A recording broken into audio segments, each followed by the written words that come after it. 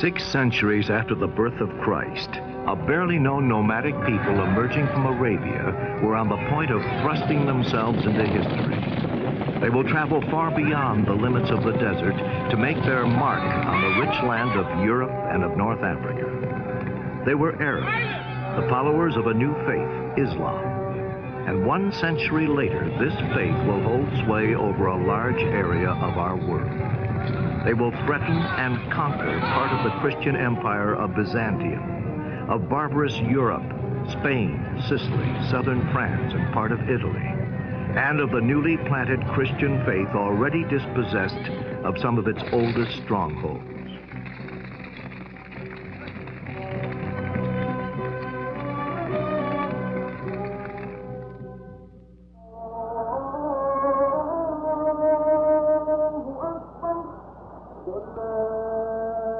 What does it mean to us?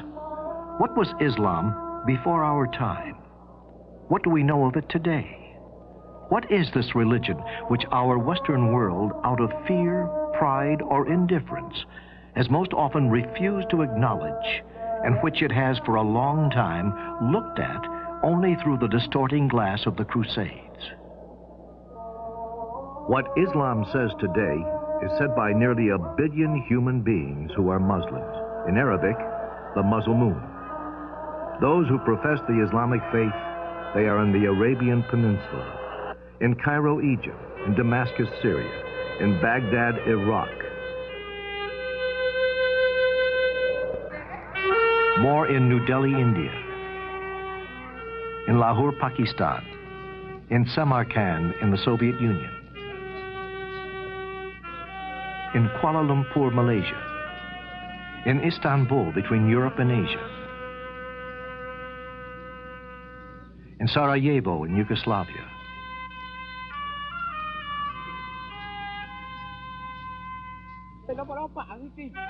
and likewise in Timbuktu, in the heart of Africa, in Paris, just as they are in the modern cities of America.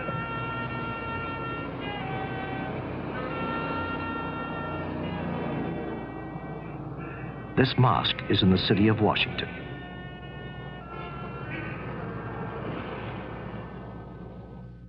Geographically, the Muslim religion reaches over an extensive portion of the earth between the Atlantic and the Pacific. Its frontiers are not sharply defined.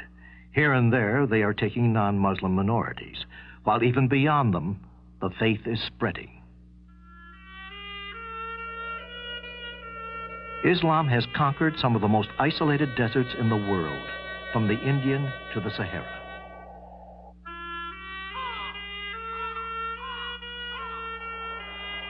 And in contrast, some of the most populous spots on our globe, the valleys of the Nile and the Ganges, and the islands of Indonesia.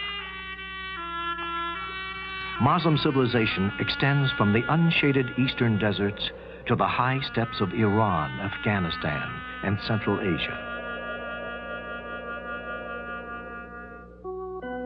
Here, Muslims call themselves Kurds, Turkomans, Kyrgyz, or Pathans, some nomadic, some settled, forming a mosaic of peoples and customs, the same varieties all the way from snows to the warm seas of Indonesia, Malaysia, and the southern Philippines.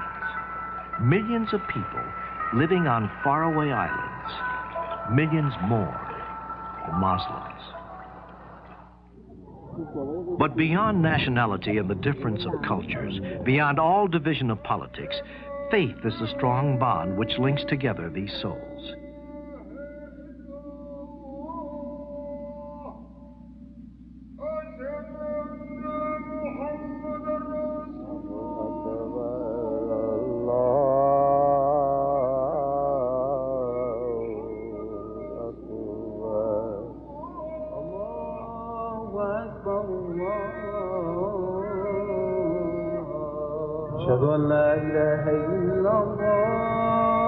At every moment of the day, there are Muslims somewhere in the world turning towards Mecca to pray. أشهد أن محمدا رسول الله الرحمن الرحيم Mecca, the sacred core where pilgrims are to be found every year bearing witness to the spiritual unity, this brotherhood which knows no frontiers. The faith of Islam is gaining new territory. It is spreading in Africa, from Senegal to Somalia, from Mauritania and Chad into Cameroon and southern equatorial of Africa. But it encompasses other contrasts besides those of country, those of manner of life. At one extreme, rural communities with closely guarded traditions. At the other, modern cities.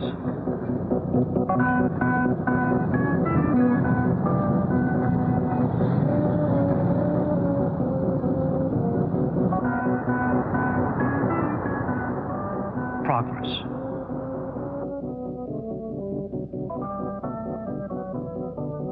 Industry.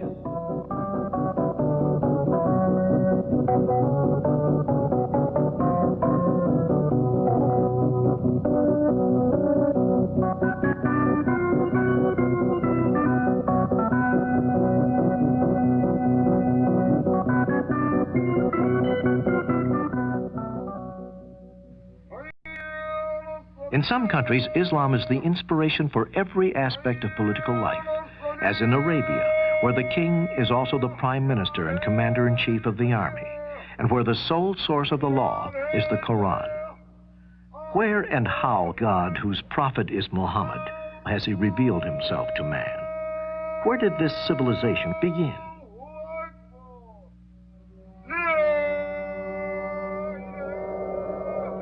In Arabia, or as its own people call it, the island of Arabia, it is virtually an island.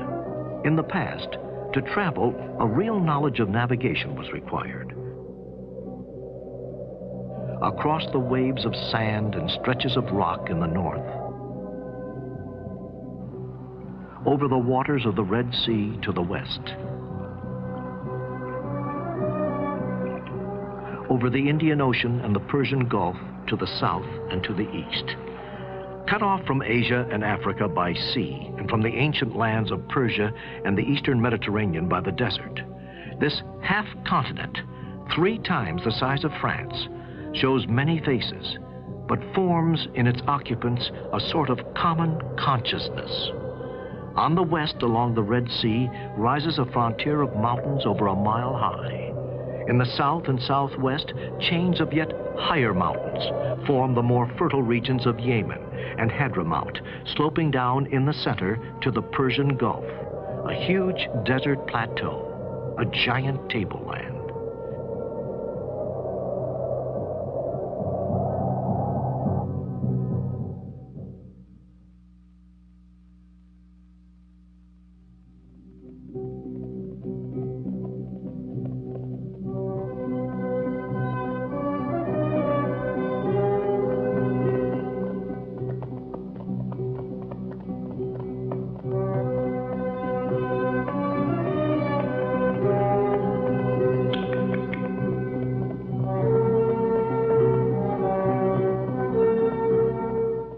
History already had numerous and long-established relationships with the settled part of Arabia.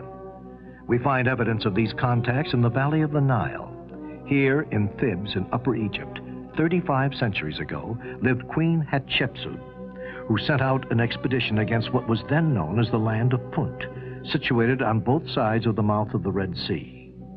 The story of the whole expedition is related along the walls of the Queen's tomb, the landings, the offerings, the welcoming ceremonies. In the south, close to the sources of the Nile in Ethiopia, archaeology has proved that people from southern Arabia crossed the Red Sea in the 6th or 5th century before Christ and settled here in the highlands of Ethiopia, which were in so many ways like the territories they had left. Here the Arabs established a great independent kingdom, more and more traces of which are being discovered each year. The greatest settlement of the Arab civilization in Ethiopia was at Aksum, the capital of the kingdom, which began Arab and became Ethiopian and Christian in the 16th century AD, a kingdom which was able to survive in complete isolation well beyond the year 1000.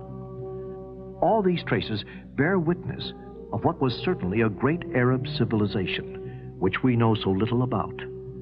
But it is not only stones that remind us. The memory of man as recorded in the manuscripts of Christian Ethiopia continue to describe to us the life of this Queen of Sheba, whose huge kingdom stretched along both sides of the Red Sea. She is the lady, as we are told in the biblical book of Kings, who gave a large quantity of spices and precious stones to Solomon. In craft, more imposing than these, but perhaps of the same model, the Red Sea carried men and products between Africa and Asia for many centuries.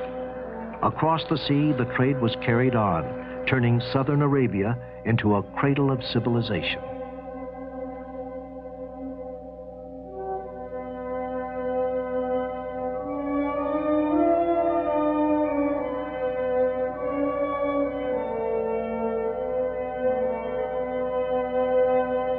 This was the Arabia Felix, the happy Arabia of antiquity, the country of perfumes, incense, and more, an enchanted and fabled land.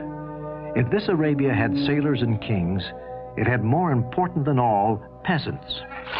By their efforts, the land became rich, irrigated, and fertile. People said that the areas of cultivation were so thick that the horsemen could ride for a month without leaving the shade. The whole agricultural and hydraulic system depended upon a huge dam at Marib, of which not a trace remains.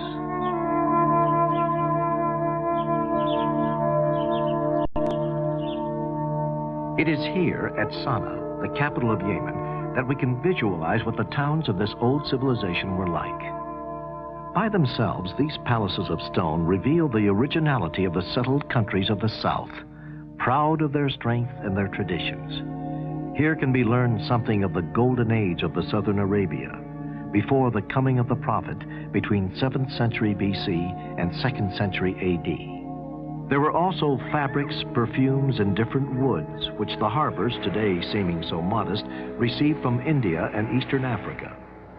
Gathered into the towns, these products were carried by caravans along the routes to Egypt, to Syria, to the Roman West, and to Mesopotamia. The vast trade from which southern Arabia was the starting point changed fundamentally the relations between the nomads of the center and the settlers of the south. The antipathy between two worlds, between two ways of life, gave way to an inevitable collaboration. The nomad could not do without the merchant, who paid him for the right of crossing his territory, and a merchant couldn't do without the nomad who guided his caravans. Soon the ports and warehouses of the south were in touch with the great markets of the north, the city-states of Petra and Palmyra, centuries at the gates of Arabia, nudging the economic and cultural borders of the Mediterranean.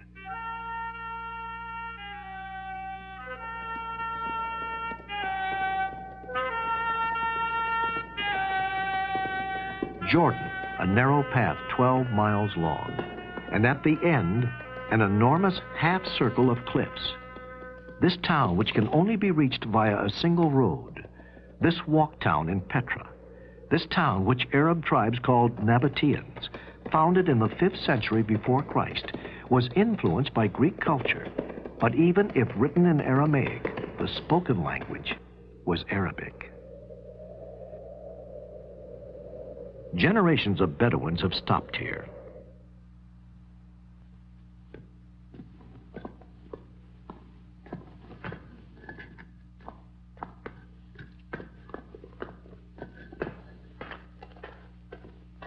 These temples, these stores, these tombs, these ruins bear witness to the busy life of a large town. A caravan port, Petra, became the capital of an Arab merchant state, which redistributed the produce of the East throughout the Mediterranean. Rome objected, made sure of her control over the town, and then absorbed it for good under Trajan in the 1st century of our era.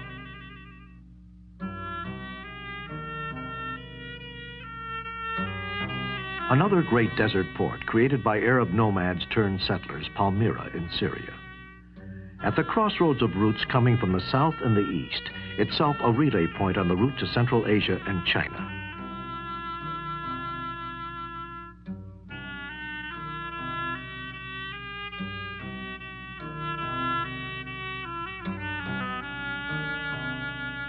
In the time of its splendor, between the 1st and 3rd century A.D., Palmyra, or as it is called here, Tadmur, was governed by a local aristocracy which made it one of the great forces in the eastern Mediterranean.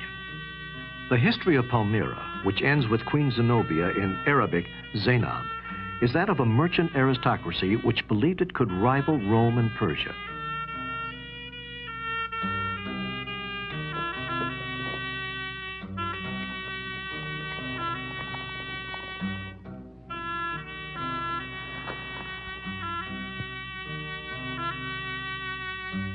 In the second half of the 3rd century, Palmyra, which governed all the caravan traffic to Asia Minor, Mesopotamia, Arabia, Egypt, and Western Mediterranean, Palmyra, the proud, rebelled against Rome. A few overwhelming victories, and then the Roman war machine reacted. The Emperor Aurelian captured Queen Zenobia and led her away in chains of gold. Nonetheless, it is in relation to Persian and Roman empires in its context of politics and international trade of those times that they began in Central Arabia, in the area of the Red Sea, the economic ascendancy of a country called the Hejaz.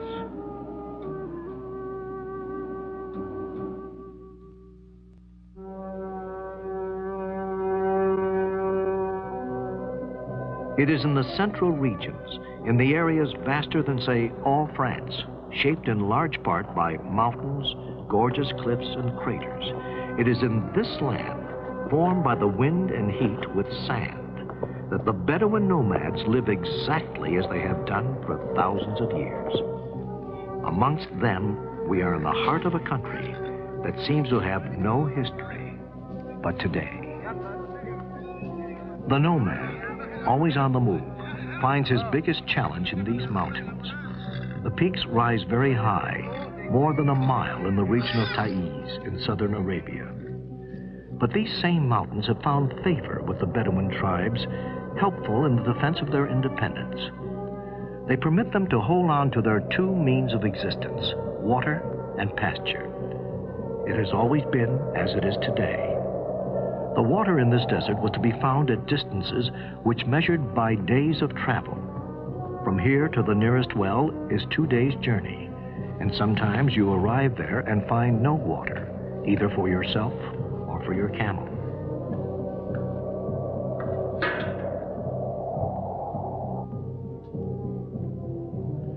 Bedouin pasture land, scanty pasturage, which to us appears to be as arid as the rest of the desert. And yet, bunches of this dirty plant are enough to banish the hunger of the Bedouins' camels and goats. Whenever the pasture appears, the tents spring up, and thus for centuries little islands of life have arisen out of nothing in the midst of hostile environment. Before the coming of the Prophet, Bedouin society lived just as it does today. The daily life of a Bedouin family, simple, austere, patriarchal, has gone on for centuries in the shade of a tent raised on the top of a bare hill. A few reserves of food which dry in the sun, the milk and cheese of goats, a little rice and flour procured at some oasis now forgotten in exchange of dairy products and some yarn. Here, daily life begins before dawn. By sunrise, the men are already some way off, leaving the old people to light the fire.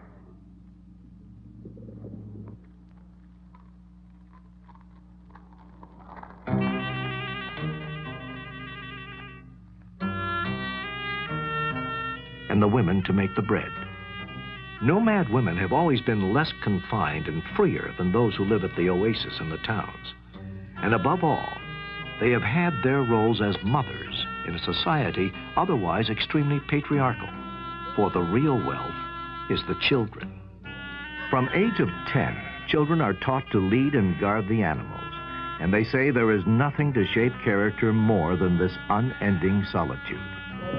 According to complex social attitudes and moral conventions based on the Moruva, manly honor. This honor means pride in the closeness of the group, respect for the elder and the weak, generosity and forgiveness. A tribe is an association of families who trace their beginnings back to a common ancestor. Hospitality is the chief virtue. The arrival of a guest is the signal for celebration, an opportunity to show one's generosity, no matter what time of day or night.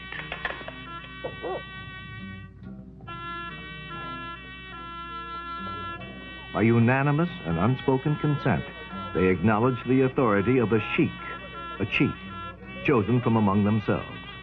The sheikh has no force at his disposal, only his moral influence and his skill in speaking for everybody in the clan can make his authority prevailing.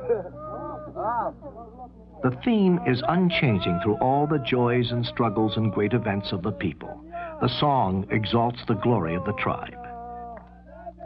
This is their greatest sensitivity.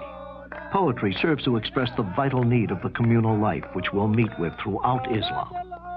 The group alone allows the individual to survive in a hostile environment. Loners and outcasts are rarely met with, and those few are inevitably led to a life of solitude. Listen to one of them, the old poet Shan Para. How many weary days did I live through in the merciless heat without shelter and its drags, before my tribe finally banished me forever and condemned me to perish in solitude. Here am I, brought down to nothing, tormented forever in the midst of the desert. Do not bury me. I do not want the sands to heap over my head. Thou, O wind, blow over me and release me from the spot of the sands. And at last, my head will be covered and my body abandoned in the field of combat. There is another aspect of the desert life. The necessity of survival in those regions where an increased dryness upsets the delicate balance of life and causes a sudden raid. The Gazo, rarely murderous against a rival tribe or against the people settled at the oasis. These oases on the fringes of the desert, where some nomads have settled to enjoy a secure way of life guaranteed by the water. It was in this region in the city of Mecca in 570 A.D. that a boy was born into the Bani Hashem family of the Quraysh clan. He was named Mohammad, an ordinary child like any other child. Mohammad lost his father, Abdullah, and his mother, Amineh, very early in childhood. He was raised first by his grandfather, Abdul Muttalib, and then by his uncle, Abu Talib. It is believed that Mohammad was sent to a nomadic tribe to be raised according to his clan's tradition in the desert. Like this child, like these Bedouin children, the young orphan was carrying on responsibilities like other boys in the Bedouin tribes, looking after animals and performing other duties. Young Mohammad was looking after the animals on the hillside where two angels appeared in a golden cloud and took hold of him. With secret gestures, they reached to his chest and washed his heart from a golden goblet. This action placed in him the breath of God. Mohammad passed most of his youth here, close to the route which caravans took to carry the goods leaving Mecca for the north. The caravan traders of Mecca controlled the routes to the Mediterranean. It is believed that Mohammad, with his uncle Abu Talib, a merchant, traveled along the caravan routes to the north and to Syria. Through the years, the caravan routes from Mecca led Mohammed out of the limits of the Arabian Peninsula into the Mediterranean, where at that time not only trade was spreading, but also the great ideas were at hand, the ideas of Christianity and monotheism, the startling doctrine of one and only God. Mohammed talked to rabbis, monks, and Christian merchants and learned about Christianity and of Hebrew doctrine and of the final day of judgment. In Mohammed's time, hermits lived in caves throughout the Hejaz. Later on, Muslim tradition would say that these Arab hermits foreshadowed what was to come. They were early followers of monotheism, which would become the true religion.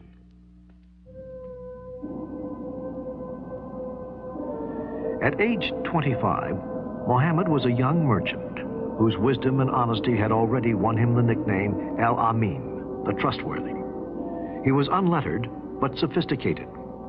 Khadija, a rich merchant widow, had heard of Mohammed. She asked his cooperation. Mohammed led her caravan to Syria and brought back goods to be sold in Mecca.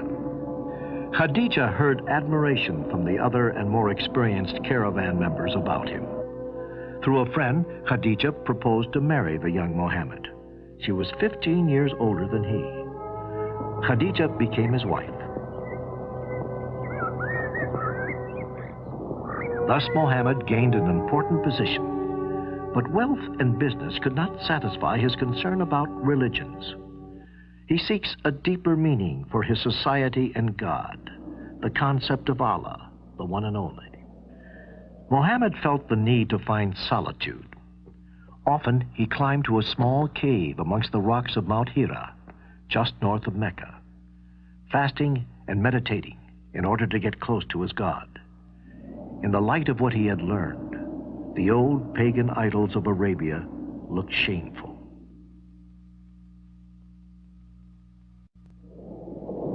One night, in the middle of the month of Ramadan, the moment of revelation came. The archangel Gabriel appeared to Mohammed, a blinding vision of thunder and light that frightened him to his knees and said to him, "Recite." Mohammed heard the angel as commanding him 3 times, "Recite in the name of Allah, who created man from a clot, who teacheth man that which he knew not." Mohammed quietly replied, "But I do not know how to recite." Mohammed, deeply troubled, in fear and trembling at his destiny, brought himself down out of the mountain. He questioned himself. Would I be the same as one of those clairvoyants who finds lost animals? He returned home bewildered to his wife, who calmed him and was first to believe. Mohammed was to lead his people to the right path.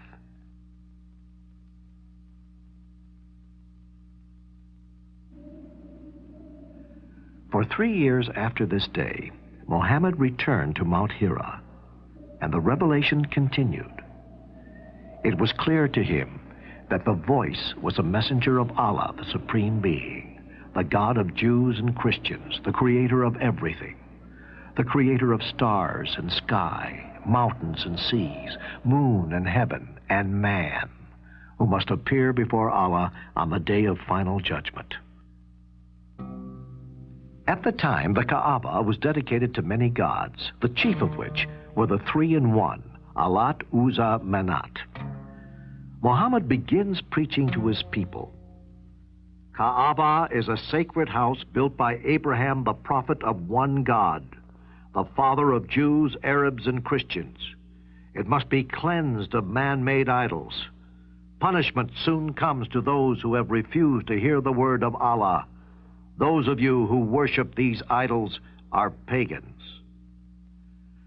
A few close friends of the prophet understood this message. But more important, it went straight to the heart of the poor people, slaves, the laborers, and all the others who were humiliated by the class-conscious merchants of Mecca.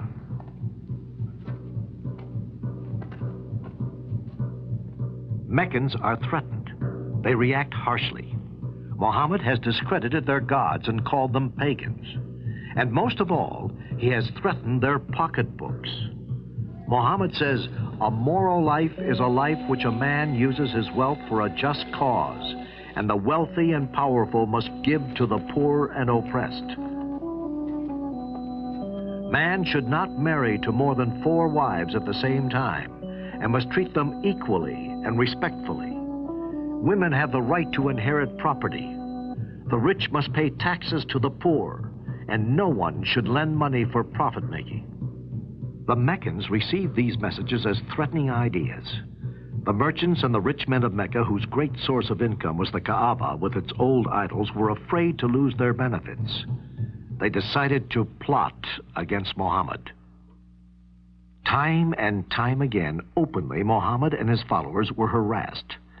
Meccans were afraid to kill Mohammed because of the powerful Quraysh clan who might revenge him.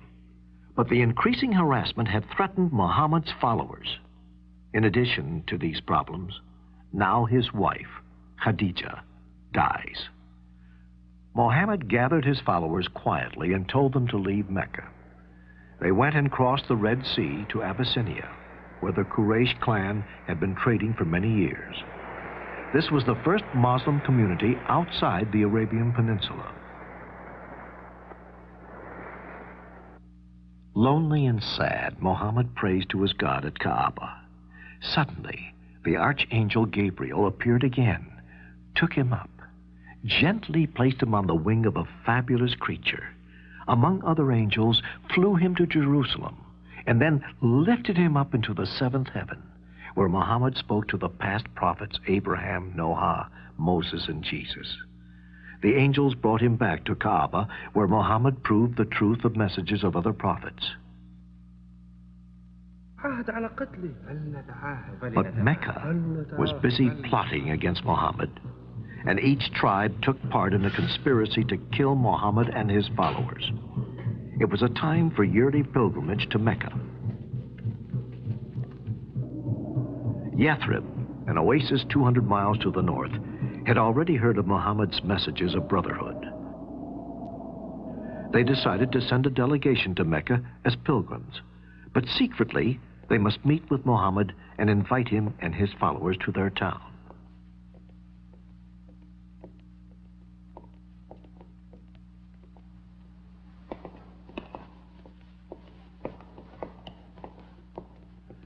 The delegation met with him secretly.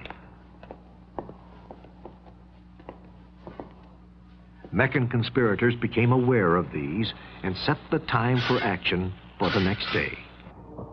But they were too late. Muhammad and his followers slipped away from Mecca. Under the veil of moonless night, mounting camels, they embarked for the oasis of Yathrib. This immigration, which is called in Arabic Hijra, starts the first year of the Muslim calendar. It took Muhammad and his followers several days to reach the safety of Yathrib. They had traveled fast, avoiding the main caravan route and water wells.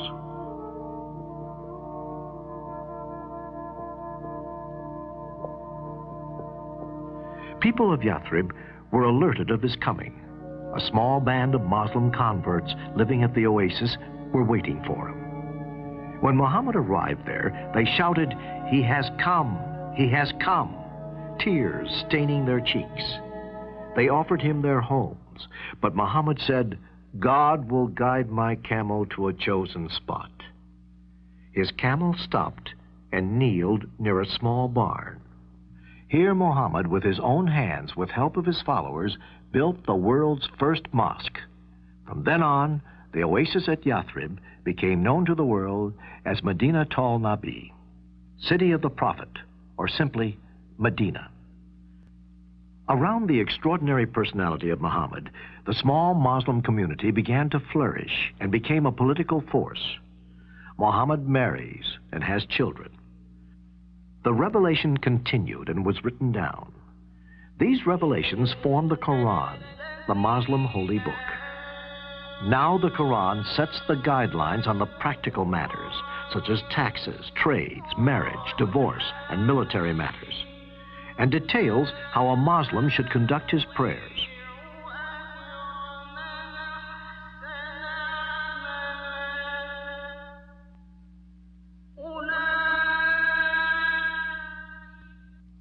Allah commands Muhammad to make a war against non-believers. The first target was the annual caravan moving south from Damascus. 1,000 camels full with goods. The Meccan merchants were forewarned of the Muslim plans, and they rushed in reinforcements to defend the caravan.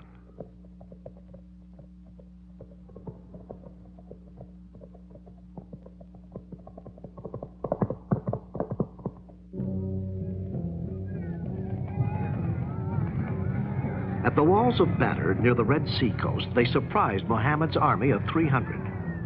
Muhammad shouted, "All who die today will enter paradise." Outnumbered 3-1, the Muslims fought bravely and fiercely and triumphed. A year later at Mount Uhud near Medina, the Meccans retaliated. History records 27 raids. Slowly, by treaty and skirmish, Muhammad converted the Bedouin tribes of the surrounding desert, mastering their swords to the cause of Islam. After almost 2 decades, Mohammed the Prophet re-entered his native city, Mecca, now leading an army of 10,000. Mecca was surrendered without a fight. The Prophet walked to the Kaaba, touched the black stone, and made the prescribed 7 circuits. He ordered to smash the idols. He declared a general amnesty, and Meccans swore allegiance to the Prophet of God.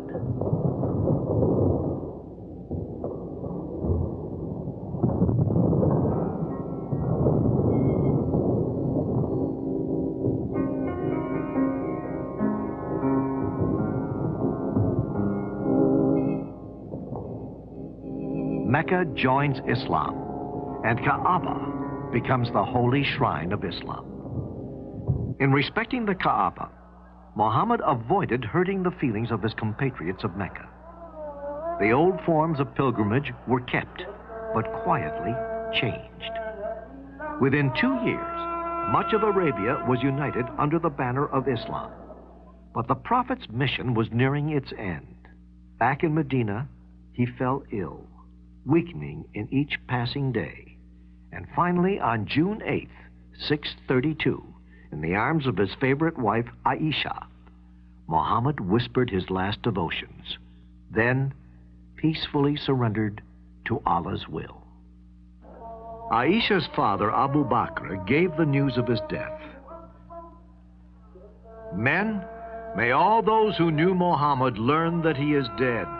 May all those who worship the God of Muhammad know that he is alive and immortal."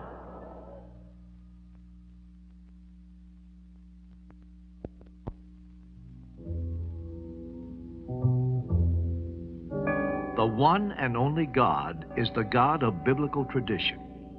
Muslims believe in God, in what has been revealed in Abraham, in Ishmael, in Isaac, in Jacob, in what was given to Moses and Jesus, in what was given to the prophets on the part of the Lord.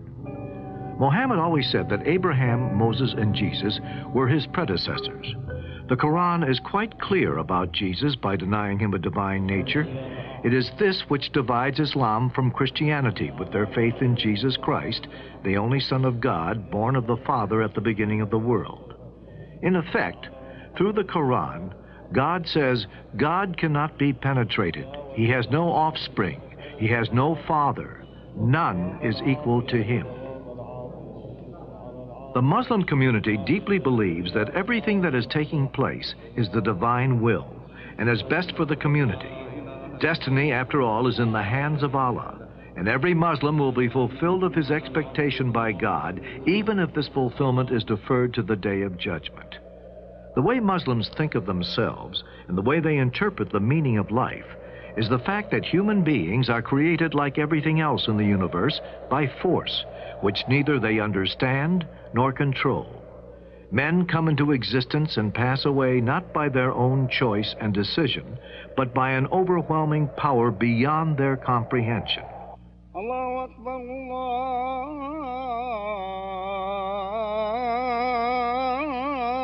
Allahu Akbar.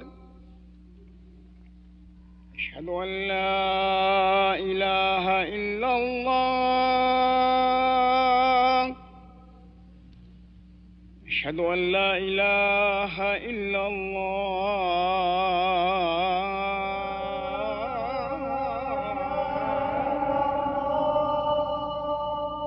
I bear witness that there is no God but Allah, and I bear witness that Mohammed is the servant and apostle of Allah.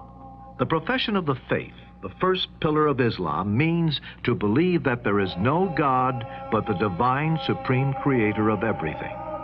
The second pillar is prayer, which holds this community together by means of certain common gestures in their worship and turns men's minds towards their Creator. Islam has fixed the number of daily prayers at 5. Dawn, midday, afternoon, dusk, and evening. Prayers are said in bare feet, with the face turned to Mecca. But these prayers are said only after the compulsory rite of purification. There are no altars in the mosques. Its minarets and domes stand over empty spaces which hold the mystery of God. A niche indicates the direction of Mecca, and so of prayer.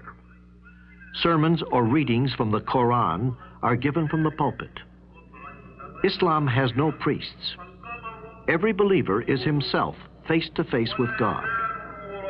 Anyone can lead prayer or preach, however little the community judges him to be worthy and able. As the center of prayer and the meeting place for the whole community, a mosque presupposes a city life all around it. And so a mosque built today in the heart of the city reminds us of what the prophet foresaw in the beginning. His word addressed to the people of the city, the tradesmen, craftsmen, and workers.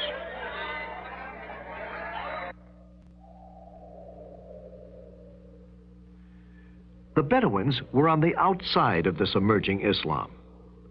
The washing, which is called for before prayer, could not take place here, where it is difficult to find water. It was only as an afterthought in the final surahs of the Quran that Islam authorized sand for the ritual of purification. And the nomad's prayer is often solitary, and it was these same Bedouins who assured the early success of Islam.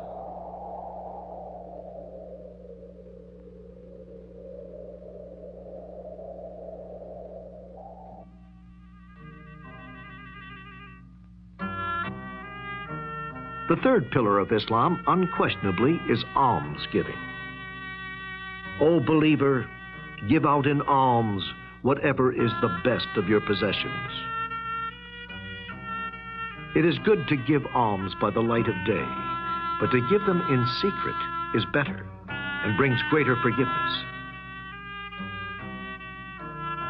Empty squares and empty streets.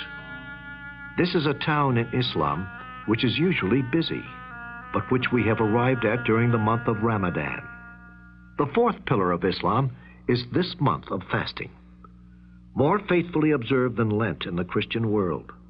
It requires the faithful to refrain from food and drink from dawn to dusk, in spirit of sacrifice and purification, and out of respect for this month, when the revelation came down to the earth for the first time.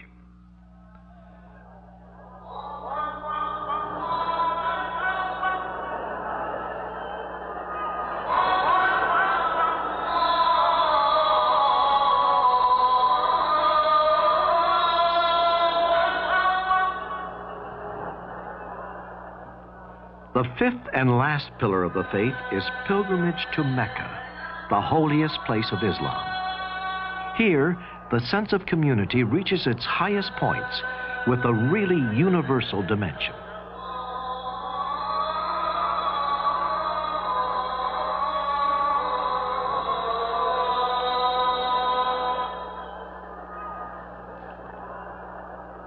Looking at this crowd, so mixed in nationality, culture, and wealth, we have to put to ourselves a question.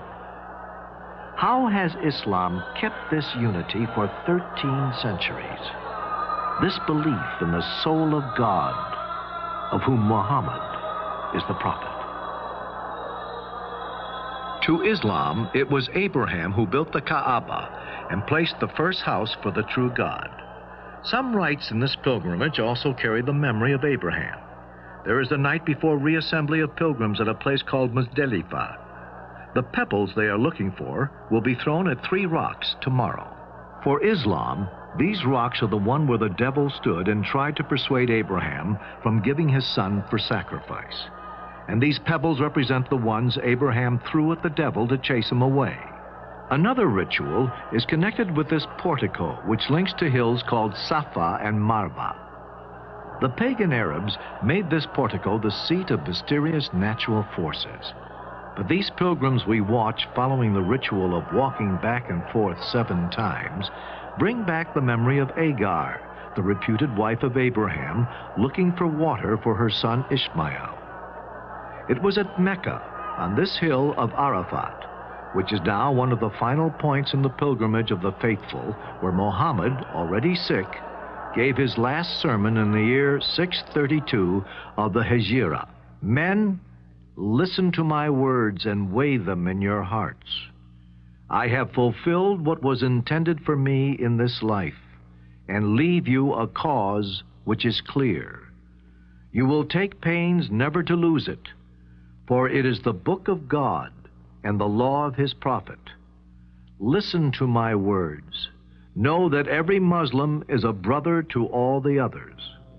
A faithful Muslim believes that the law of Islam is the essential of his religion. In Islam, law is more important even than theology. To understand Islam thoroughly, one must understand Islamic law. In Islam, the law of the Quran is virtually as important as the Quran itself.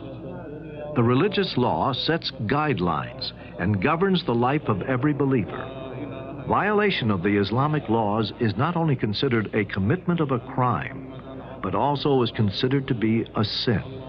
Quran sets the guidelines even in practical matters, such as trades, taxes, marriage, divorce, and military matters. In trading, for example, Quran forbids taking interest and prohibits any speculative transaction, any transaction that results in unjustified profit-making of one party. If a profit were made, it should be given to the needy. This doctrine is driven from a Quranic phrase, God will abolish interest and cause charity to increase. In the case of exchanging goods without using money, Quran sets 2 principles. First, the 2 goods to be exchanged must be equal in weight or quantity. And second, there must be no time delay in exchanging, because it is possible that during the interval, the value of one good might fluctuate, and this may result in loss for one and profit for the other party. In tax matters, the Quran is very clear. As the 3rd pillar of the faith, every believer has to pay zakat. Zakat is not a kind of tax that governments levy on the public, but it is an act of monetary worship. The Quran has generally mentioned zakat after prayer and has enjoined it as an important foundation of the divine religion, which has been the creed of the former prophets in all ages. The great moral and spiritual benefits that accrue from the institution of zakat for the Muslim society and mankind at large can become possible only if the payer practices it as an act of benevolence and worship and does not regard it as a mere tax. The Quran also gives guidelines for upgrading the women's status in the society. For instance, a man is permitted to marry up to only 4 wives at the same time, but he must treat them equally, and women have the right to inherit property. In the case of divorce, Islam does not involve a complicated or a long procedure. The grounds for divorce in Islam, however, are more liberal than in the West. They are not limited to proven adultery or cruelty or long separation. The couple may apply for separation simply when they realize that they cannot live together happily for any reason. When divorce is completed, the wife has to wait a certain period of time after separation from her husband by death or divorce before she can remarry.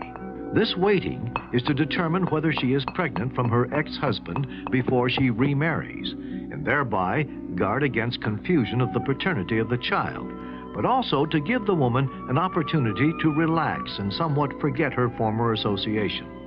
The Quran also sets guidelines for alimony.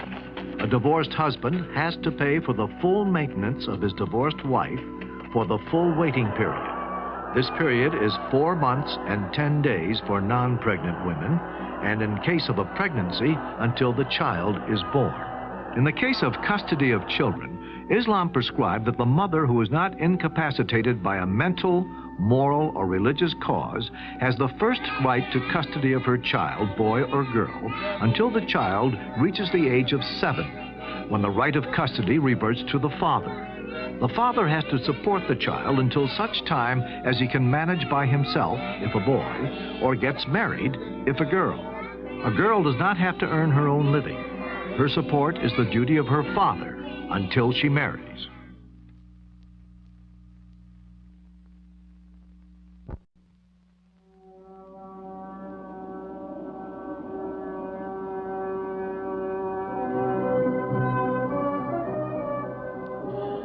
On the death of Mohammad in 632, although a significant part of Arabia had already been converted by the message of Quran, the Muslim community was still very fragile and easily upset by the rivalries between the nomadic Bedouins and the people who had settled at the oasis and towns.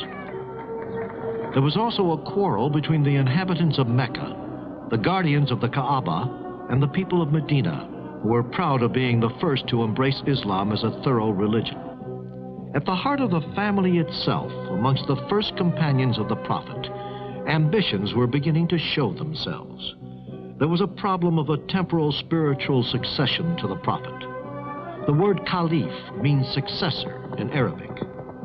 Was the Caliph just a substitute chosen by the community as the most worthy and authorized only to defend and to apply the thought revealed by the Prophet? Or, on the contrary, was the Quranic message much more, an inspiration continuously renewed through descendants of the Prophet, whose successor was to be not only the leader of the community, but also the source of religious law? These two divergent attitudes of the young Islam would make themselves felt throughout its history. And yet, in spite of these antagonisms, in fact, by going beyond, the Muslims set off on a spiritual and temporal conquest of the old civilizations. Do not yield yourselves out to the infidels. Struggle against them, drawing strength from the Quran. Fight the agents of Satan. His traps are truly weak.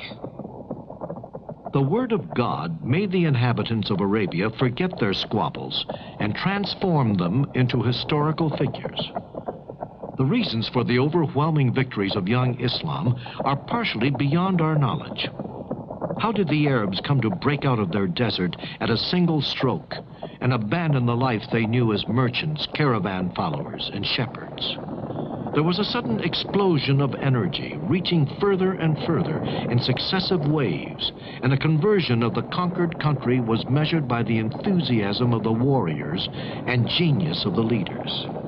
If 20 bold men are to be found among you, they are worth 200. If you have 100, they will be worth 1,000 unbelievers. Facing the attack of a handful of ill-equipped nomads, the two great empires of Byzantium and Sassanid Persia revealed themselves as impotent. The first 4 caliphs, successors of the Prophet, were Abu Bakr, father-in-law and companion of the Prophet, who died from an illness 2 years later. Then Omar, followed by Uthman, and last of all, Ali, son-in-law of the Prophet. These 3 were all murdered in dramatic circumstances. But it was in this atmosphere of tension over a period of 25 years that the Muslims became masters of the whole Arabic Peninsula, capturing from Byzantium, Syria, Palestine, Egypt, installing themselves in Tripoli, landing on Cyprus, and after numerous battles, conquering the whole of Persia, advancing toward India and Central Asia. All this in 25 years.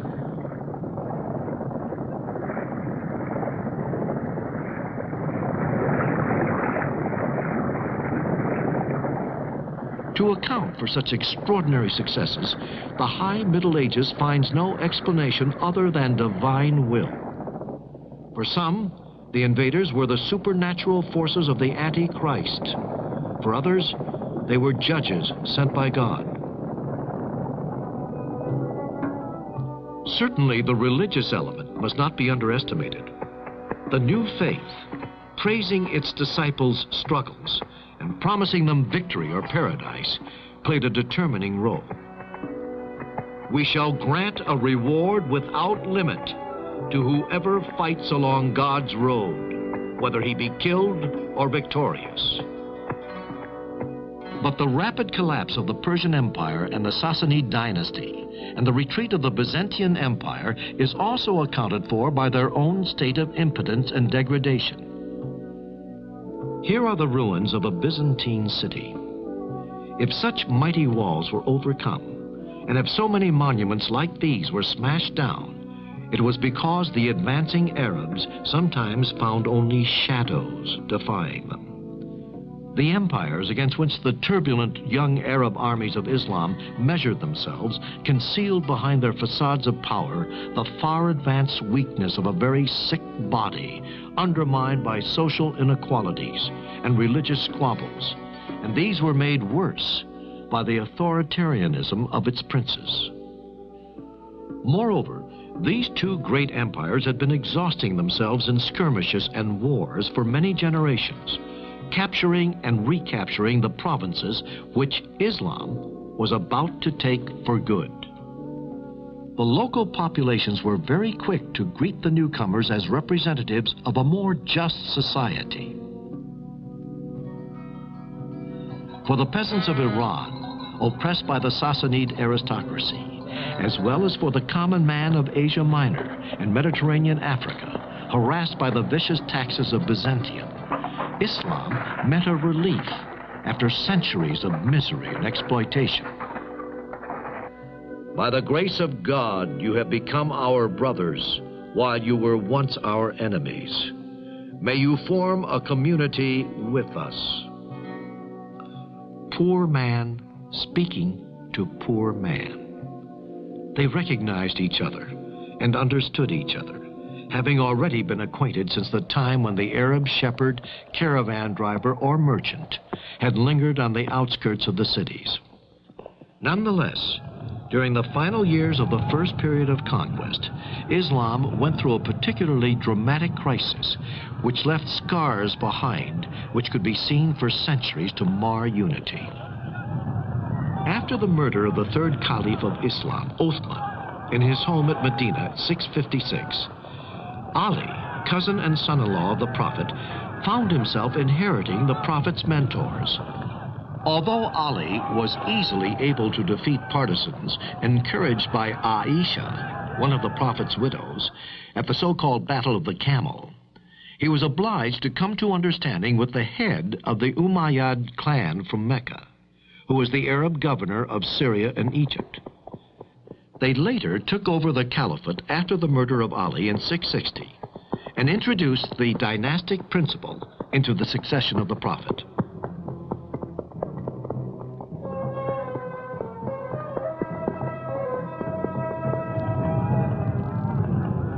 The Umayyad dynasty was to govern the destiny of Islam for nearly 100 years. During its predominance, the conquest would be continued towards the west after desperate battles against the barbarous tribes of the Maghreb.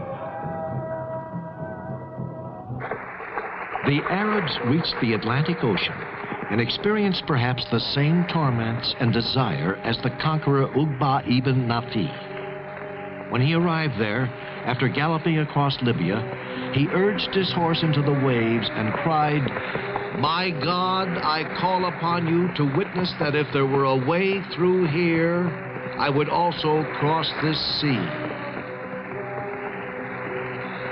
From Morocco, with the help from the Berbers, the armies of Islam crossed into Spain, and from there they penetrated into the valley of Rhone and as far as Poitiers in 732. In the east, the armies crossed the Hindus, and in the north, got beyond Samarkand. These conquests marked the end of the first period of impetuous expansion. From then onwards, Islam set about the organization of the conquered territory. The Umayyad caliphs moved the political capital from Medina in Arabia to Damascus in Syria, and came to a decisive stage in the meeting of Arabia and Islam with the old cultures of Mediterranean. For the first time, two words extending from the mouth of the Hindus to Spain found themselves united under the same authority, fused in the same economic community, dedicated to the same culture.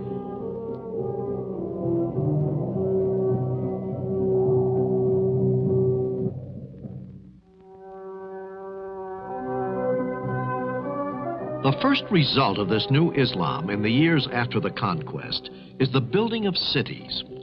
Cities everywhere, always bigger, always more of them. The Muslims from Arabia, at the end of their long gallop across the desert, set up miles of stone. With these men, the old cities took on new life, and new cities arose on the earth, either replacing ancient capitals fallen into ruin, or growing up where there was nothing before, to create new and important centers of Islam's trade and defense. Damascus, Kufa, Basra, and Fustat, core of future Cairo. In the west, Kairouan, the first town to be followed by others. Fez, Tunis, Baghdad. They are either old cities which have come to life, or new cities bursting with trade and politics and people's lives. It was in this climate of the Middle Ages that Islam reached its zenith. Baghdad, the capital of the Abbasid caliphs, flourished in a sort of feverish pomp.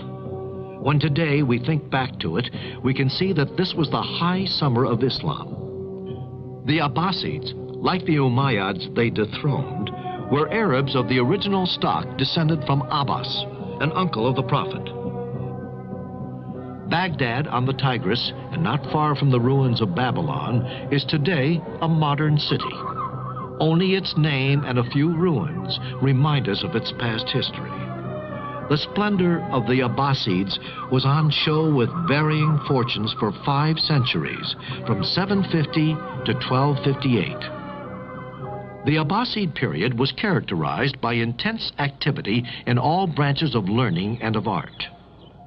Baghdad, which had become the capital of world culture, gathered the best scholars, philosophers, and poets from the East, with the encouragement of the great caliphs. We have all heard of Harun al-Rashid, the prince of the 1001 Nights. But there was also al-Ma'mun, who lived at the time of the zenith of this culture and science. And the whole Muslim world was united. Abbasid science is Arab because it is written in Arabic, and because the Arabs in creating Islam and the empire were wise enough to promote a renewed interest in the science of the ancient world.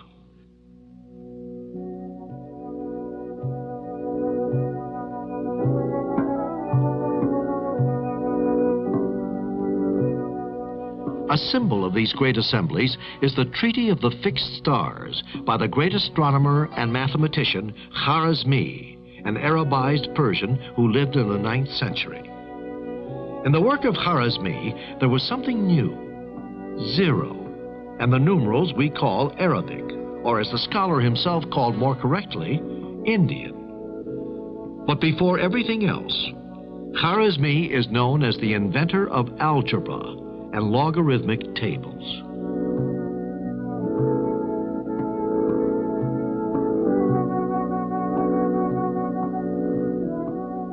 Maps of the heavens stand opposite those of the earth. They are drawn up to show the trade routes and to point out the way to provincial officials who are returning to their posts. But they were also drawn from sheer scientific curiosity. Muslim geographers determined the length and the degree on our globe and took pains to correct Ptolemy's map. Here is a map of the Mediterranean with Italy and Sicily, drawn by Idrisi, a geographer of the 12th century. The south is at the top, and it is only by turning it upside down that we can discover the features we are familiar with today. This is the University of Kuwait. Above the entrance are the words from the Quran. O Lord, may our knowledge increase. All Muslim universities, from the most modern to oldest and most glorious, keep fresh the memory of the great discoveries in science, in philosophy of the medieval Arab world. Not one student or teacher can forget that glorious moment in the Muslim history, when to be a Muslim meant to belong to the most advanced scientific, cultural, and technological society known to man. The West was able to profit best from the scientific discoveries of the Arab scholars. They were discoveries which revolutionized every aspect of science, from optics to chemistry, from mathematics to medicine and mechanics. So they were practical discoveries, also needed for the correct solution for technological problems. The Muslim world, for example, was a past master in manufacture of the complicated clocks and of gears of all sorts moved by the force of water or wind. Indeed, the windmills, which you can still see in the Mediterranean basin, from Spain all the way to Greece and Turkey, have probably come down to us from the high plateaus of Iran or of Tibet by way of the Muslims. From Spain and Sicily, Arab thought, either theoretical or practical, soon won over a Europe which was very far from reaching a similar level of culture. At Salerno in southern Italy, or at Montpellier with its joyously preserved manuscripts, Arabic medicine established for centuries its domination over an astounded old world. This was the school of medicine which flourished under the famous Avicenna. Avicenna was the first man who was able to hit upon the difficult synthesis between Quran theology and the philosophy of the ancient classical world. This was in the 11th century. He elaborated the most important philosophical system of the time, which became known in the Western world too. Admiration for Aristotle and other Greek philosophers stopped where the Word of God began. This Word of God was written in the Quran and was to be interpreted sometimes in the liberal sense, but more often in a broad and indirect sense. It must be added that such philosophy needs an intellectual elite which is able to interpret its own beliefs liberally and stand up to the opposition of theologians and bigots. Toleration was general. Official condemnations were rare. These verses of Omar Khayyam, the great Persian poet of the 12th century, are a proof. Why did our Creator, when he made the world and adorned it, then yield it up to the power of death? If the work was good, why slatter it? And if not good, whose the fault? The girdle which bounds our mortal world does not whisper where it begins, or how is its ending. On that matter, no person has spoken a word of truth, and no one knows our beginnings or our fate. These ideas, which would have led directly to the stake in Europe, arose from the ancient cultures, reawakened and invigorated by Islam. Islam did not only produce universal scholars like Avicenna or Al-Biruni, it contributed greatly to the flowering of Muslim figurative art, architecture, decoration, and painting.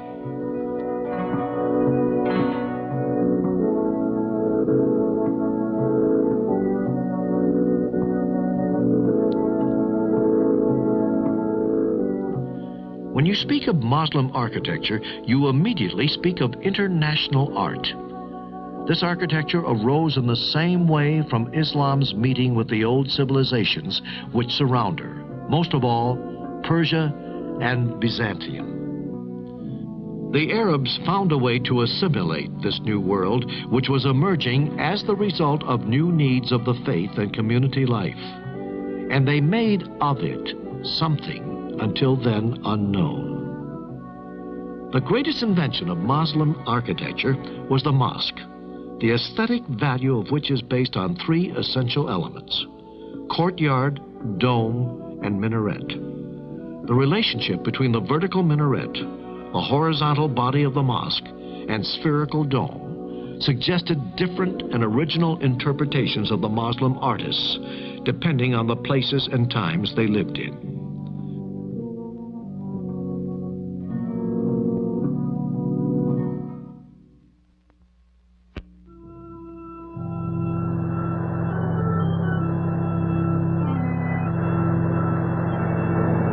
Starting from Morocco in 716 and helped by Berber troops, the Arabs shut off the Mediterranean and crossed over into Spain. They were commanded by Tariq ibn Ziyad, whose story gave a name to a giant rock, Jabal Tariq, which became Gibraltar to our ears.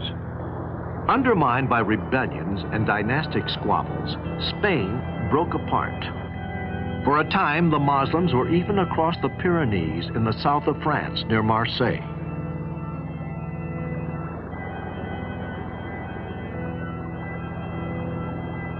These old deserted mills along the river are known as Saracen mills.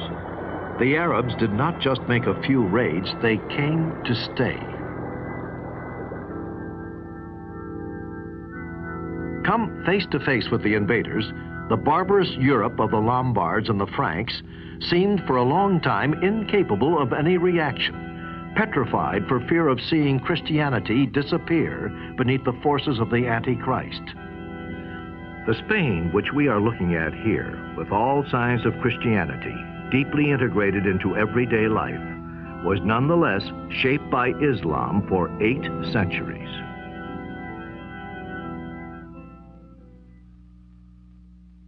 The conquest was easy. The first route was towards Seville and Cordova, through the valley of the great river, the Wadi al-Kabir, known to us as the Guadalquivir. Better than any other monument, the mosque at Cordova, which is now a cathedral, speaks of the Arabs in Spain and of their lasting influence. Over the years, the courtyards, facades, and rooms have undergone many changes. So the mosque, cathedral, is like a great book, open to show us the vicissitude in taste, in political and economic power, and in faith. But we must go inside if we really want to sense the Arab past of Andalusia. Built in the 8th century by a descendant of the Umayyads of Syria, the Amir Abd ar-Rahman, the mosque was continuously enlarged and decorated by his successors. In these double arches, rising from the columns and tracing up 2 different curves, you can see a symbol of the union of the arts of the West and the East, brought together to contemplate the mystery of God. This Muslim Spain was called by the Arabs Andalusia, Al-Andalus, an Arabic reference to the Vandals who lived in Spain.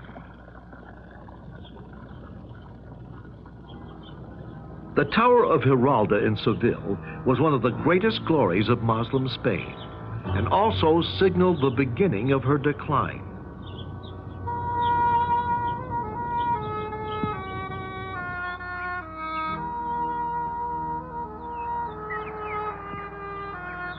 It may or may not commemorate the victory over the Christians in 1195, but there is no doubt that Giralda reminds us of buildings in Morocco, like the Hassan Tower in Rabat or the minarets at Marrakesh. And it was from Morocco that the warriors set out who were summoned to defend Muslim power in Spain against the Christian kings of the north, who at the beginning of the 11th century had undertaken the reconquest of the peninsula. This was the time of decision. The warriors from North Africa returned, but not only to defend Islam and fight the Christians. They came too to bring Spain back to the right path. They believed she had become decadent and forgetful of the Prophet's teachings. In 2 waves, one from Western Sahara and one from Atlas Mountains in Morocco, these Muslims overran North Africa and Spain in the 11th century, backing up the earlier Arab victories. But Spain had changed. She was no longer a country and had become a province governed from Morocco. Rabat. Here was to rise the greatest mosque in the world, the mosque of an empire which wanted to unite North Africa and reconquer Spain. The culture of Arab Spain had reached a very high level. From this period dated the careers of the saints and scholars known throughout the world.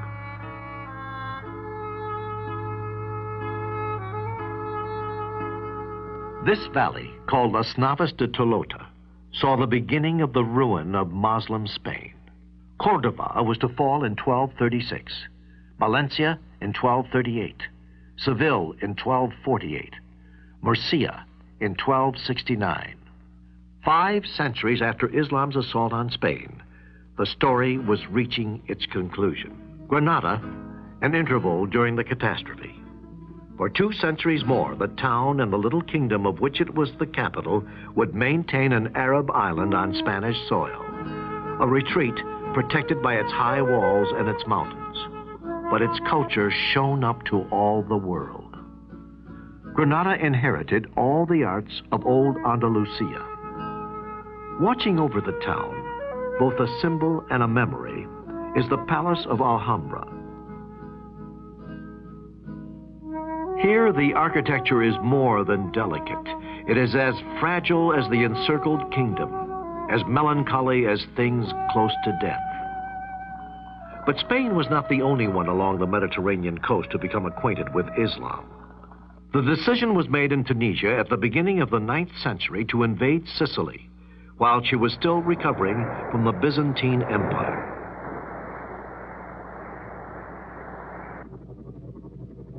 The expedition was set out.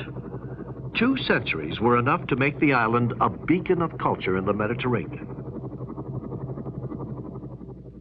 Palermo, the capital of the island, and one of the greatest cities of the Arab world, seems to the eyes of the surprised visitors to be hidden beneath her palms and orange trees, while her palaces and mosques towered over them. For many years in Arab history, the name of Sicily, conquered, enriched, and then lost. The palaces of Christian Normans had Arabic names and decorations. These rich homes, retreats, cloisters, and churches all indicate the attraction of the Eastern arts for the conquerors. Here, Norman culture flourished and took over the best of the Arab tradition: language, design, institutions, poetry, court ceremonial, and the art of living. Facing Islam in Spain and Sicily was the Christian West, a West which accepted Muslim culture but remained closed to any significant contact. In this time of chivalry in the high Middle Ages, the idea of the Crusades for the freeing of the Holy Land was born. Pope Urban II declared the Holy War against Islam, and the goal was the invasion of Jerusalem. The First Crusade was in 1095.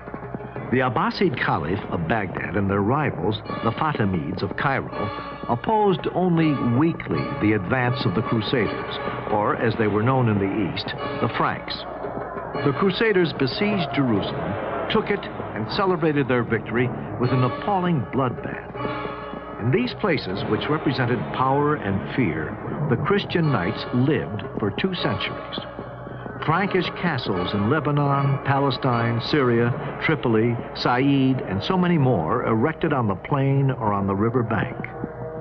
In 1396, the largest Christian army of 100,000 men were defeated by the Ottoman Turks. Although a disaster for the West, the Crusades had at least one merit. They dismissed all preconceived notions about Saracens and introduced them as men of flesh and blood, and showed their preoccupation, like their enemies in the West, with problems of politics, trade, and daily life. In spite of all these conflicts recorded in history, wherever Islam set foot, their treatment of other religions and faith showed great toleration. Each faith was free to follow its own belief. Only an annual payment of tax was set to be made by non-Muslims to the mosque. After the Turks were converted to Islam, they took from the Arab hands the torch of conquest against the infidels. To the dynasty of the Osmanlis, whom we call Ottomans, fell the glory of making Turkey into a world power. Allowing Byzantium to die in isolation, the Turkish sultans turned their attention to overcoming Eastern Europe. Let us travel up the Danube, like the Guadalquivir in Spain. This river, but on a much bigger scale, traces the path of the conquerors: Romania, Bulgaria, Serbia, Hungary. The countries fell, and their cities, Belgrade, Budapest. Here is a reminder of these years of occupation. These macabre skull towers built at the expense of the Serbian rebels. At last, in 1529, Suleiman the Magnificent lay in wait outside Vienna. But Vienna resisted, just as she would resist Sultan Mehmed IV in 1683, to mark forever the limit of Ottoman expansion into Europe. But before this, in 1453, Byzantium, the Rome of the East, the Rome of Orthodox Christianity, had fallen.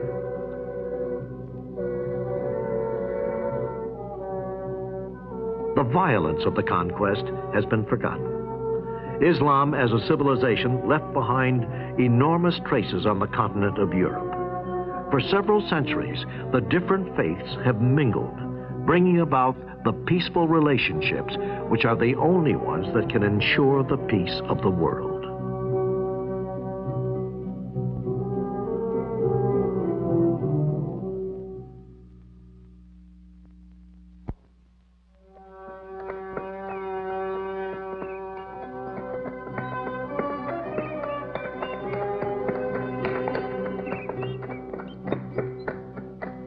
From here, the Muslims, bearers of the word of the Prophet, made themselves known in successive raids along the valley of the Hindus, and then throughout all India.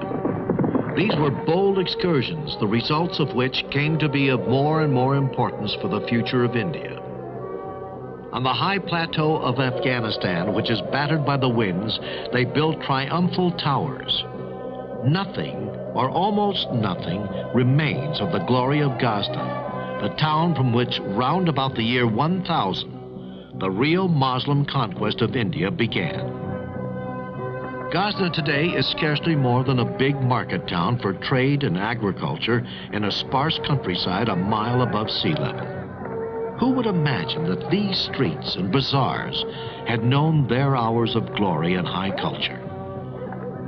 In these years, when northern India was regularly pillaged, Ghazni was the meeting place of poets, artists, and philosophers arriving from all corners of the Muslim world. At Ghazni, every year when spring returns, the people partake in a game of strength and skill, where the ferocious spirit of the Turco-Iranian cavalry, which once swept out across India, seems to revive.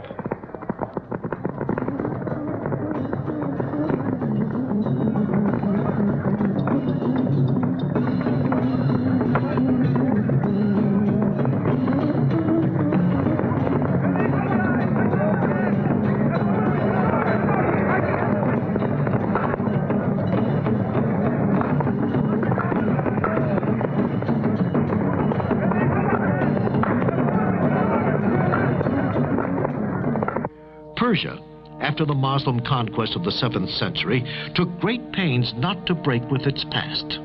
On the contrary, she jealously guarded it, enriched it, and absorbed it into Muslim civilization.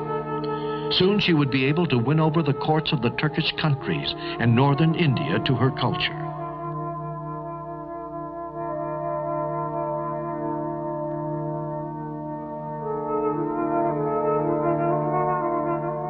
Pagan, Persia, and Islam, Iranian culture and the Arab Quran, art and dance, poetry and Turkish traditions, they all make up a mixed and adventurous culture.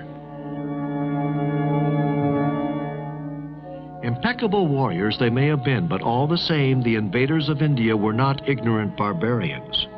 The attacks on India were often just raids, after which the aggressors went back to their mountains in the northwest. The special story of Islam confronting India was going to be for centuries one of a mutual attempt to convert each other. The first conquerors sleep now at Fatah in Pakistan, side by side with their distant successors, the Mongols.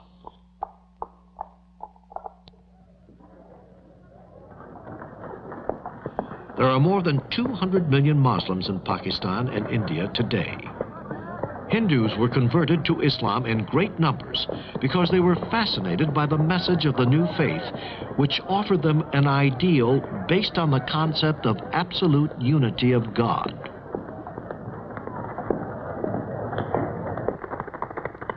The idea of equality of all men in their religion was also very important.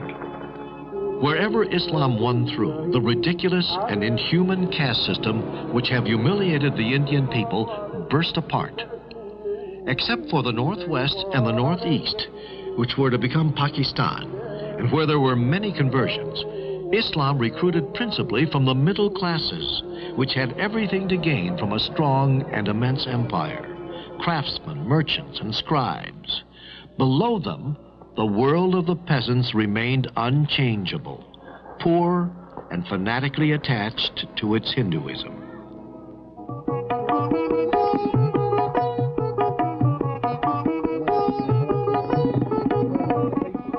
At the highest level of society, Islam attracted the warrior aristocracy, including the sovereign.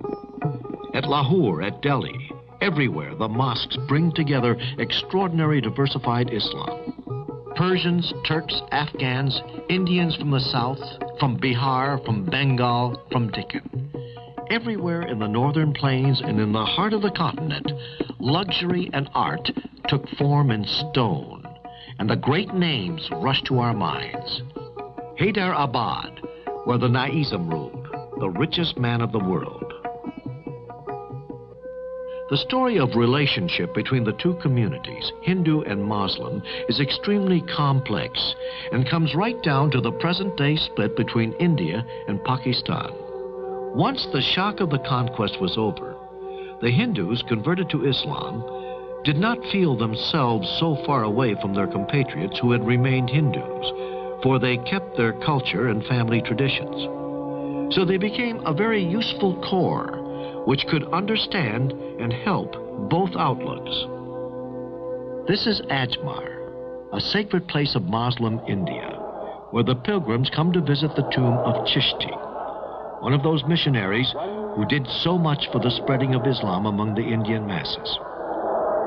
The enormous influence of these missionaries and the quiet impact they made on millions of people played perhaps a more important part than the military conquest which conventional history so often stresses.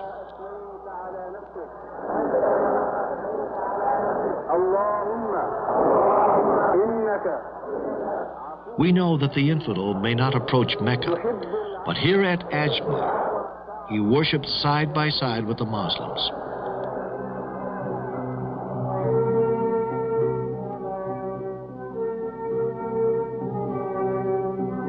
The starting points of the trade routes to the Far East were the coasts of Malabar and further to the west, southern Arabia, the Red Sea, and the Persian Gulf.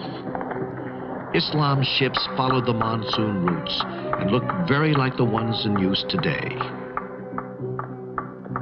From such dockyards as these, the brave sailors had sailed as agents of a far-reaching trade and as missionaries of their faith. Their memories embody forever in the Sinbad of the 1001 Nights. The roots of this trade and its gospel talk may be summed up like this. From Aden and Muscat, which were ports on the Red Sea and the Persian Gulf, to the coast of India in Gujarat, Malabar, and Coromandel. Then down towards Ceylon and the Malacca Peninsula.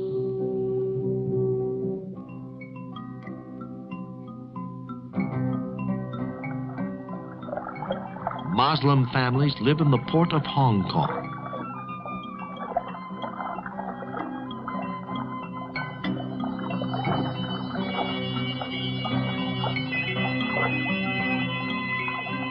There are perhaps 20 million Muslims in China.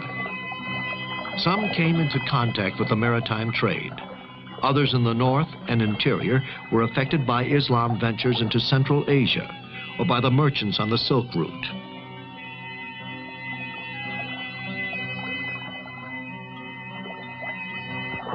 The island of Mindanao in the Philippines. On the edge of the forest is a little mosque made out of wood and stone, very much worshipped.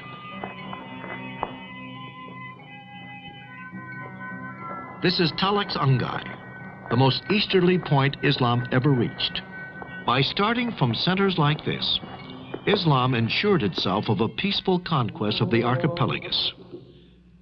But if a time was to come for scholars and missionaries in the Far East, Islam continues to be most noticeable in the person of those who led the way, sailors and merchants. Active and enthusiastic, but not torn apart by theological arguments, but skillful and compromise, these first Islamic missionaries knew very well how to reconcile the beliefs of Islam with very old local customs. Their success in business had taught them about people.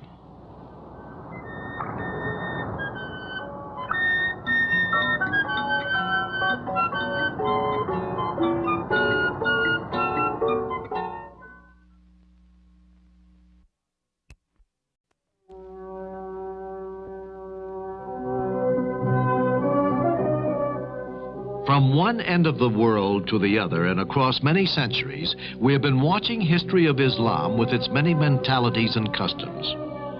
Islam is a religion, but also a way of living. It represents a whole procession of people we think of as being far away, but who have, all the same, woven many strands into our own history and culture.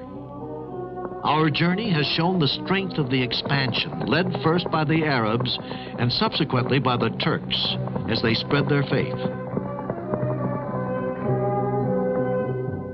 The luxury of the courts contrasted with austerity of the desert. There was power of the empires, the vitality of trade, the buzz of city life. Cordoba, Samarra,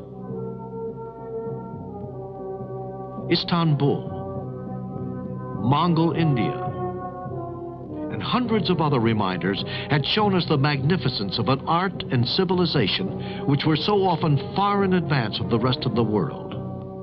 So now there are two questions. Why did this civilization so tragically bend under the military, economic, and cultural pressures whenever Europeans set foot? And what would be the future of the Islamic countries? Africa could perhaps give us the beginnings of the reply to these questions. It is really here where colonialism has sometimes gone as far as to impose the victor's language that one can perhaps grasp through Islam, the double dilemma of development and national determination. We must go back over the history of Islam in Africa.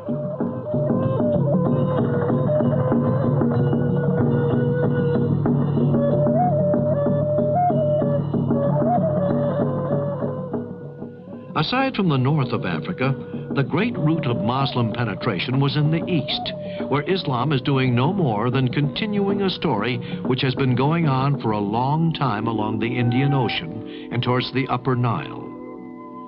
Much later on, and much more difficult because of the desert and its nomads, the entry into West Africa began really only after the year of 1000 AD. Immediately, the Arabs came into contact with the great kingdoms of medieval Africa, Christian Ethiopia and Nubia, and with other pagan kingdoms to the west.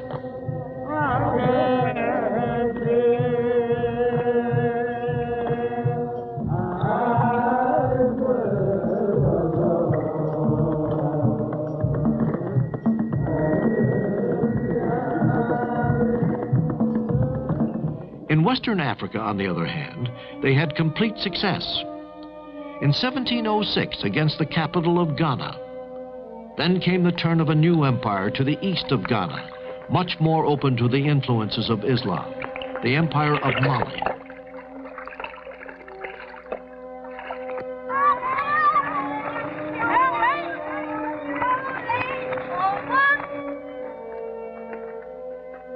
Timbuktu, linked to the Niger by a canal cut through the desert, had its days of splendor in the 14th century, when its riverbanks were crowded with boats and its streets with merchants and scholars. These mosques are famous in the history of our Muslim civilization. This one was the University of Sangori, a place of study and worship of God. Here, famous teachers from Spain, Syria, and Morocco were active, and the libraries here were so rich in material that the city was called the capital of Muslim thought and culture. But today, nothing remains of the grandeur of Timbuktu. The history of Africa, which is so often misunderstood by Europeans, also had its humanism, which under different circumstances might have enriched the culture of our world. But it happened that when there was contact between paganism and Islam, the relationships were primarily forced ones. First between African slaves and the Christian or Islamic world, and then between colonized Africa, either pagan or Muslim, and the occupying European powers. The slave trade, carried out for 5 centuries by both the European and Islamic countries, deprived the black continent of millions, of tens of millions of human beings. And as scarcely had that trade come to an end when the era of imperialism began against both the African and Islamic countries. Britain, France, Spain, Italy, Portugal, and Germany were convinced that through their activities, the history of Africa and Islam was no more than a chapter in the greater history of Europe.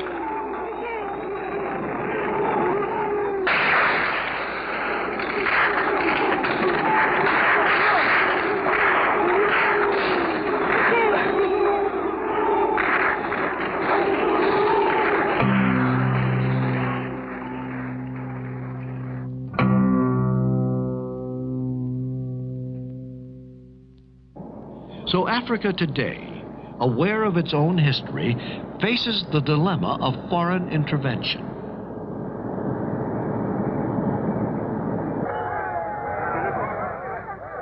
Islam, once the conqueror and exploiter, is now involved against colonialism.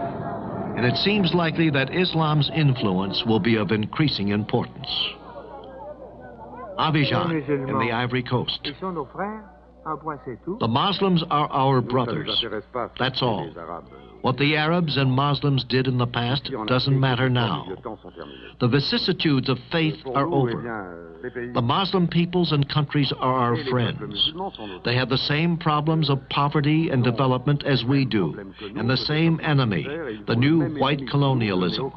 So our struggle is the same. These memories of a tragic history overcome are to be found everywhere. Let us give illustrations, one in Africa and one in America. The island of Djiba in Tunisia is at the head of one of the old routes into Africa. 2 different children, 2 children who are brothers, run together to the sound of drums of Galala.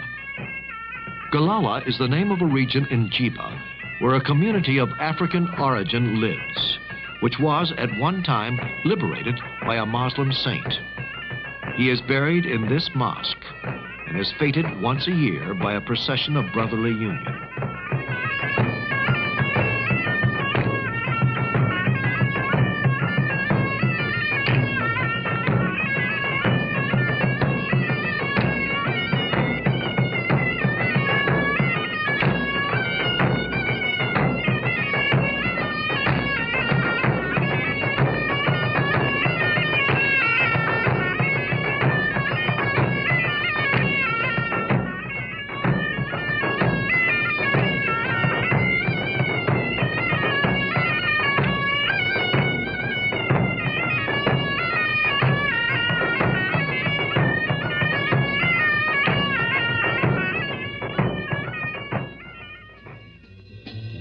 In America, a sect of black Muslims have been created of the descendants of former slaves. The center of the movement is in Chicago. The message of Islam is spread through all the black community by the weekly papers. American Muslims have farms and greeneries which supply supermarkets with good natural food anyone can want. The thing you couldn't find in these modern places would be alcohol and poker cards, which, as we know, are contrary to their religious beliefs. These initiatives, springing a real dignity, have allowed the black Muslims to see the number in their community grow all the time. Following the routes of conquest and trade, Islam has continued to penetrate the African continent. We Muslim traders stop in villages and little towns where we win respect and friendship. We try to give an example of dignity and to demonstrate clearly, by means of an orderly and respectable life, that to be a Muslim is reason to be proud, whether you are facing Europeans or Africans not yet converted. Once upon a time, the missionary traders were Arabs. Now we are all of us Africans. So the job is still easier. Brothers understand each other better. And in fact, today, Muslims represent 40% of the cities of black Africa.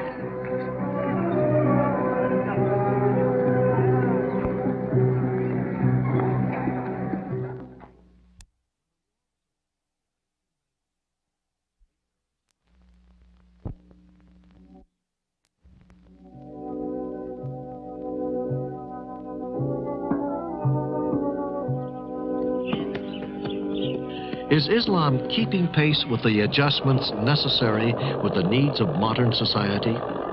All the third world is asking this question. When talking like this about Islam, we have to reply by bearing in mind both the cause of the decline of the great Muslim empires and the reasons for the renewal of Muslim societies today. The crisis began towards the end of the Middle Ages. The rhythm of city life was slowing down. The unity of the Muslim world was breaking apart year by year, and Europe was showing more and more venturous policy of trade, first in the Mediterranean and then in the Indian Ocean. At the beginning of this century, Islam, for the most part, found itself in the state of subjection.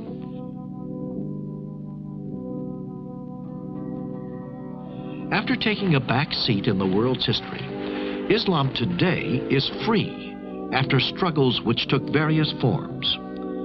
The impetus to independence and the form it took depended in fact on the type of colonial domination and on the degree of culture and economic development. But everywhere the battle for liberty went on in the name of national identity, sometimes with the added weight of Islam. And this nationalism very often took the form of holding up before the foreign power the very principles which she preached herself: liberty, equality, the right of the people to determine their own way of life, their own culture, and the use of their own resources.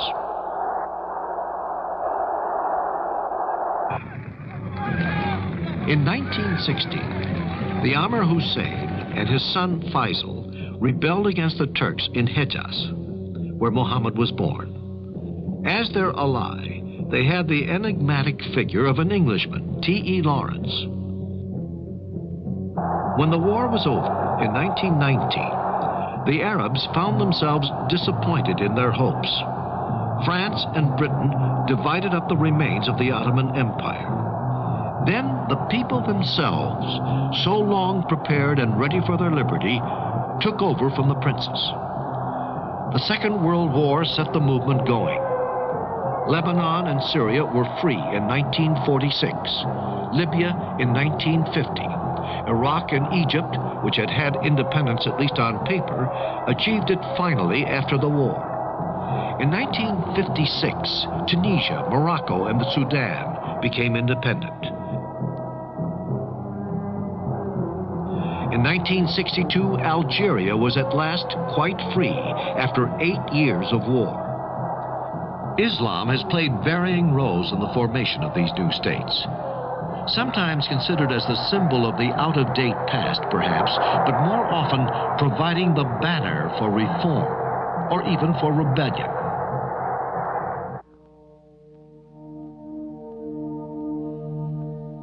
the plains of Arabia, the legendary desert, and the most modern of treasures, oil. Kuwait, Bahrain, Saudi Arabia, but also Iraq, Iran, Libya, Algeria. These countries alone provide 60% of the world's oil. This fantastic and sudden wealth bursting through in countries with a very traditional society has completely upset the way of life which has remained unchanged for centuries. These walls were the city limits of Kuwait, our city, a typical small Arab town, then center of a modest caravan trade until the Second World War. This was the gate into the city. Beyond here is the Kuwait of today. Walls and gates have been preserved to remind us of the past. But today, new buildings, squares, and streets surround these remains on all sides. If our ancestors return, they would think they were dreaming. But the spirit of the old world hasn't disappeared with the same speed of the alleyways and bazaars have. The souls of men need more time to change than is required to change things. The ancient Bedouin mentality, with its values and its patriarchal sense about human relationships, has left marked traces right on the heart of the cities. And the fabulous palaces are perhaps only a new framework for rebuilding structures inherited from the past. This falling in with the needs of the 20th century, or its myth, perhaps is clear. And it's on this territory that Islam has to win its next struggle. Labor, factories, timetables, work shared, new relationships between men arise from this modern life and its battles, and it develops a new awareness of their destiny. While looking at these scenes of progress, roads under construction, airports, bridges, universities, and harbors, the question has to be asked: what will the future of Islam be? Let us take a look at one of the Muslim countries, the Kingdom of Saudi Arabia, where Islam began. New schools, colleges, and universities teach the young Muslim generation modern techniques within the frame of Islamic principles.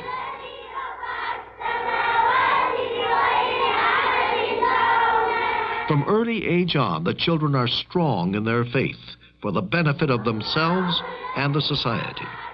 These are the teachers, nurses, doctors, and the scientists of the future. Although advanced industries are flourishing, modern methods and machines do not alter the enduring values of Islam. Modern medicine, which has derived so much in the past from the fundamental discoveries of Arab physicians and surgeons, is now universally available.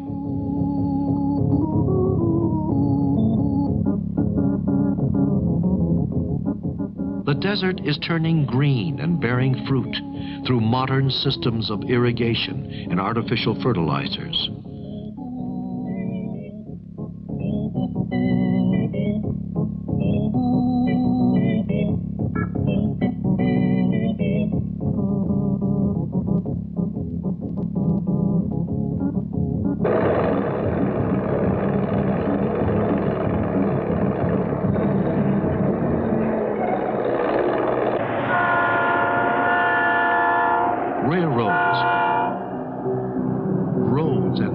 Of highways throughout the desert and mountains, now connecting all the cities and towns of the neighboring countries.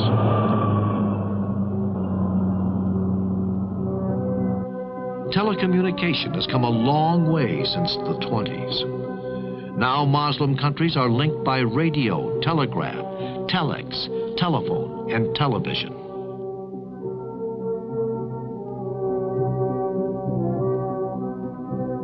Permanent Earth satellite stations throughout the Muslim world, the Pan-Arab Satellite, serving Arab nations from Morocco to Iraq, with headquarters in Riyadh.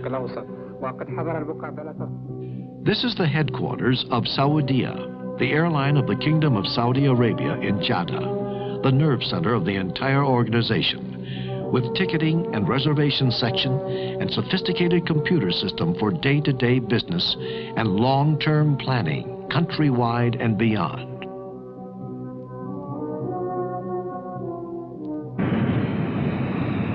Now the airlines are covering the world: America, Europe, Far East, and Africa.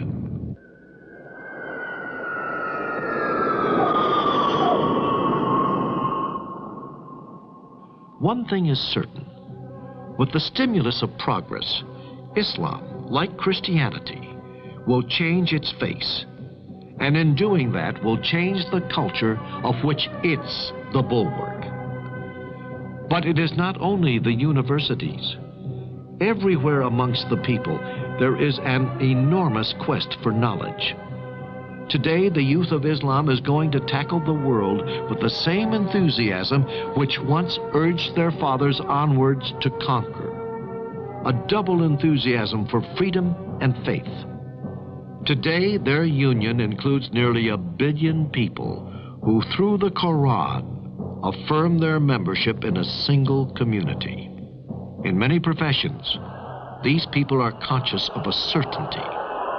It is a certainty which came to them in the 7th century, but which remains of value as a guiding principle for life and as a light for the future until the end of time, no matter how modern the world. There is no divinity but God, and Mohammed is the prophet of God.